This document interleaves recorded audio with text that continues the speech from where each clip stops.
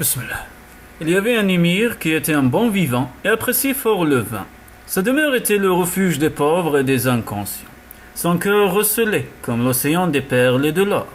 À cette époque, qui était celle de Jésus, alayhi salatu wassalam, il était permis de boire du vin. Une nuit, notre émir reçut la visite inopinée d'un autre émir, dont le caractère était très semblable au sien. Pour que rien ne manque à leur joie, ils se firent apporter du vin. Mais comme il en restait bien peu, l'émir appela son esclave et lui demanda d'aller se procurer du vin chez un prêtre du voisinage. « Prends cette cruche, lui dit-il, et va la remplir du vin de ce prêtre, car son vin à lui est pur. Dans une seule goutte de ce breuvage, on trouve un effet qu'on chercherait vainement dans un tonneau d'autre vin. » L'esclave se munit donc d'une cruche et courut au monastère. Il prit du vin et paya en monnaie d'or. Il a donné des cailloux et a reçu des joyaux, car le vin qui anime même les eaux change pour celui qui en boit le trône en un vulgaire morceau de bois. Donc, muni de son précieux chargement, l'esclave s'en retourna vers le palais de son maître. Mais soudain apparut sur son chemin un ascète de triste mine.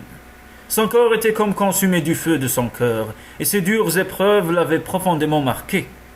Il vivait, nuit et jour, au contact de la terre et du sang. Sa patience et sa lucidité ne s'éteignaient qu'à minuit passé. Cet ascète demanda à l'esclave: « Que contient donc cette cruche ?»« Du vin, répondit celui-ci. Et pour qui est ce vin ? Poursuivit l'ascète. Pour mon maître, répondit l'esclave.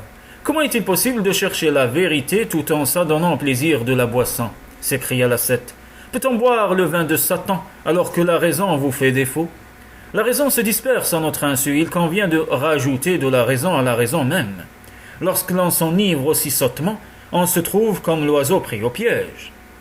Et prenant une pierre, il la jeta sur la cruche qui se brisa. L'esclave s'enfuit et alla se réfugier chez son maître. Celui-ci lui demandait s'il avait trouvé du vin, et l'esclave lui racontait ce qui était arrivé. L'émir entra alors dans une violente colère et demanda qu'on lui indique la maison de cet ascète.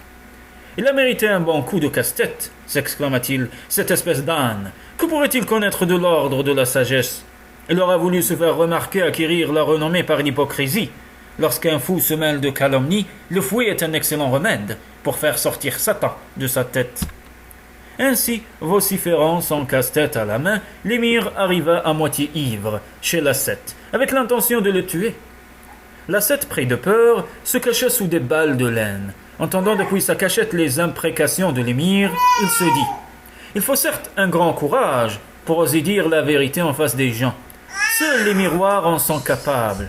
Il faut avoir un visage aussi dur qu'un miroir de métal pour oser dire à un tel homme: « Vois l'horreur de ta face. » Finalement, l'émir finit par dénicher l'ascète et se mit en devoir de le rouer de coups. Il fit tant de bruit que tout le quartier fut bientôt en émoi. L'ascète était meurtri de tous côtés. « Ô émir, pardonne-lui. Ce pauvre ascète est un malchanceux qui a enduré beaucoup de souffrances. Ô chers amis, ayez pitié des amoureux, car ils sont comme morts dans ce monde de morts. Toi aussi tu as cassé bien des cruches par ignorance, et ton cœur espère pourtant le pardon. Alors, pardonne-toi aussi si tu veux être pardonné. » L'émir s'exclama: « Qui est-il pour avoir osé casser cette cruche ? Même les lions me considèrent avec crainte. Comment cet ascète a-t-il eu le front de meurtrir le cœur de mon esclave et de me faire honte devant mon invité ? Il a répandu un vin plus précieux que le sang, et maintenant, le voilà qui essaie de s'échapper comme une femme ? Même s'il était un oiseau, cela n'empêcherait pas la flèche de ma colère de déchirer ses ailes. Combien même il se protégerait sous des tentes de rochers. Ce serait pour moi un jeu que de faire éclater son refuge.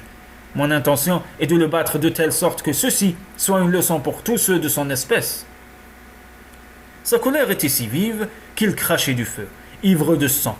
En entendant ces menaces, des gens se mirent à intercéder en faveur de l'ascète. Ils embrassèrent les mains et les pieds de l'émir. « Ô émir, une telle colère et une telle rage sont-elles dignes de toi ? Même si ton vin a été répandu, ne veux-tu pas trouver la joie sans le vin ? L'attirance que tu éprouves pour ce breuvage provient de toi. Ta corpulence et le teint de tes joues font de tous les vins tes esclaves et rendent jaloux tous les buveurs.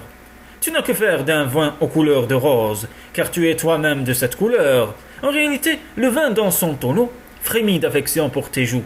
Tu es un océan. Qu'est-ce qu'une goutte pour toi ? Tu es la source des joies et du plaisir. Pourquoi te mettre en peine pour un peu de vin ? Le joyau, c'est l'homme, et les cieux ne sont faits que pour lui. L'essentiel, c'est l'homme et tout le reste n'est que détail. Ne te galvaude pas, car la raison, l'idée et la prévoyance sont tes esclaves. Toute créature a pour mission de te servir, puisque c'est toi le bijou. Il ne s'y est pas que tu cajoles ta monture. Hélas, tu cherches la science dans les livres et le goût du halwa. Mais tu as un océan de science caché dans une goutte. Tout l'univers est caché dans ton corps. Qu'est-ce donc que le vin, le sama, danse des darwiches, ou la fornication, pour que tu espères y trouver du plaisir ou une utilité?